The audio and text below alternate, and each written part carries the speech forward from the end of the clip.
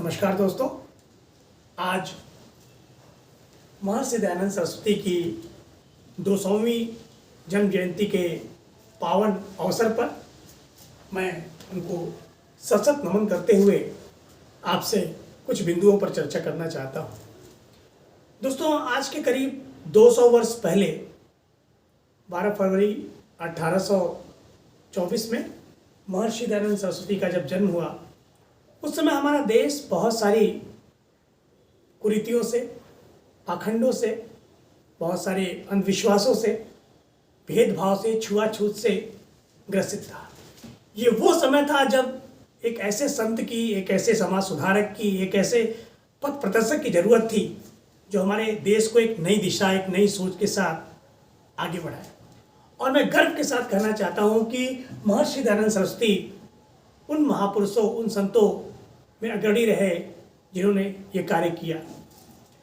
दोस्तों, भारतीय पुनर्जागरण में, आधुनिक भारत के निर्माण में जिन महापुरुषों का योगदान है, उनमें एक महर्षि दयानंद सरस्वती जी थे।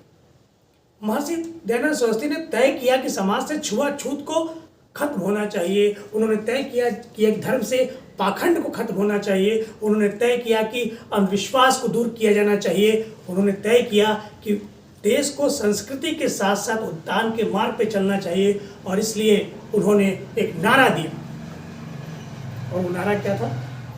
वेदों की ओर लौटो। कि हमें अपने वेदों की तरफ लौटना होगा, क्योंकि ये सारी चीजें जो पाखंड उस समय था, अंधविश्वास था, वो सिर्फ अज्ञानता इसलिए थी, वो अंधविश्वास इसलिए था क्योंकि हमको अपने वेदों का ज्ञान नहीं था। दुनिया का सारा ज्ञान हमारे वेदों में छिपा है। हमारा वेद कभी आडंबर नहीं सिखाता, हमारा वेद कभी भेदभाव नहीं सिखाता, हमारे वेद कभी आपस में लड़ना नहीं सिखाते, वैमनस्य नहीं सिखाते। और इसलिए उन्होंने कहा कि वेदों की तरफ लौटो, क्योंकि एक बार आप वेदों की संस्कृति को समझ जाओगे, वेदों को समझ जाओगे, तो निश्चित तौर पर राष्ट्र के निर्माण में आपकी होगी जो भूमिका है वो महत्ती हो जाएगी। तमाम पुस्तकें उन्होंने लिखी, तमाम उन्होंने पत्रिकाओं को चलाया। उन्हीं पत्रिकाओं में से एक पत्रिका थी सत्यार्थ प्रकाश, जहाँ से राष्ट्रवादी सोच का जन्म हुआ, जहाँ से राष्ट्रीय चेतना का जन्म हुआ, जहाँ से स्वदेशी की भावना का जन्म हुआ, जहाँ से राष्ट्रीय आंदोलन के लिए लोग तैयार हुए। एक बहुत बड़ी भूमिका स्वामी दयानंद सरस्वती की रही इन कार्यों में। स्वामी दयानंद सरस्वती ने ये तो सिखाया है कि अपने देश और अपनी संस्कृति से प्यार करना चाहिए, लेकिन साथ ही साथ उत्थान का मार्ग, आधुनिकता का मार्ग त्यागना नहीं चाहिए। हमें पाश्चात्य संस्कृति का अंधभक्त नहीं बनना, लेकिन उस संस्कृति से भी जो अच्छा है उसको लिया जाना चाहिए और अपनी संस्कृति को बनाए रखना चाहिए। उन्होंने सिखाया कि हिंदी के साथ साथ अंग्रेजी भाषा का भी ज्ञान जरूरी है, संस्कृत का भी ज्ञान जरूरी है, और इन सब के साथ साथ अपनी संस्कृति, अपने मूल्यों को बना के चलना भी जरूरी है। स्वामी दयानंद सरस्वती ने बहुत सारे शैक्षणिक संस्थाओं का मार्ग प्रशस्त किया।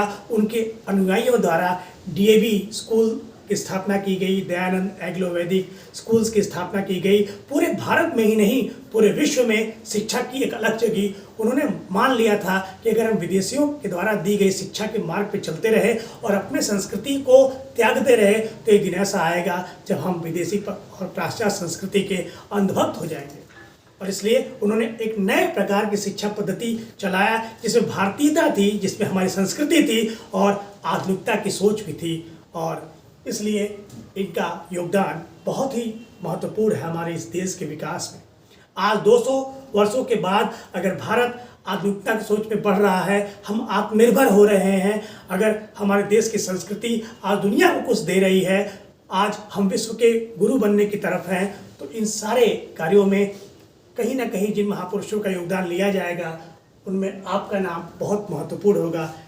आज मैं ऐसे महर्षि दयानंद सरस्वती को, ऐसे महान व्यक्तित्व को उनकी 200वीं जन्म जयंती पर सशक्त नमन करते हुए आप सभी से अनुरोध करता हूं कि अपने वेद, अपनी संस्कृति, अपनी सभ्यता, अपने जो हमारा साहित्य है उसको पढ़ें, समझें, और पढ़ने और समझने के साथ साथ आधुनिक बने।